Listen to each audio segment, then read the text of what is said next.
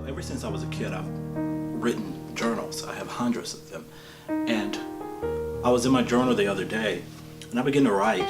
And sometimes God speaks as I'm writing. He just speaks through my writings.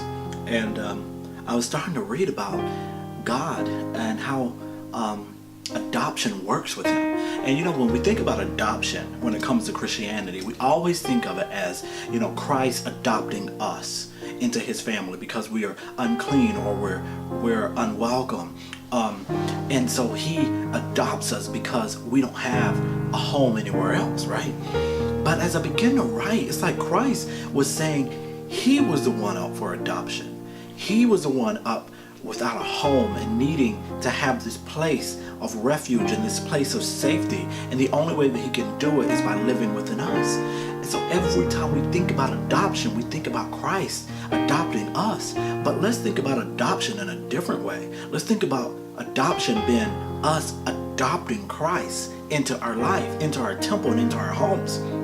As I began to write, God began to reveal scriptures to me, right? And these scriptures, man, they're so amazing because it's like it reveals the mystery of Christ. And Christ talks about in Luke 9:58 how these fox and all these creatures of nature have like homes and stuff, right? And they have a place to lay their head at night, he says. But the King of Kings has no place to lay his head at night. And I started thinking about that. And I'm like, why is it that the King of Kings doesn't have a place to lay his head down at night? And the reason he doesn't is because we have the home. And unless we invite him in, he says in Revelations that he stands knocking at the door. That whatever man opens up the door, that he will sit and he'll eat with them in their house. I started thinking about how it must feel, man, to have the King of Kings eat with you in your house. Of course, I've had prestigious people over my home, and I kind of watch them. I sit back and I watch how they eat, and the way they eat, that's how I eat, because I want to make sure that I'm up to par with them. I started thinking about how Christ must want us to be the same way. That if we watch him, how he does things and how he says things and his characteristics, if we watch him first, and we follow suit, that we'll become like him.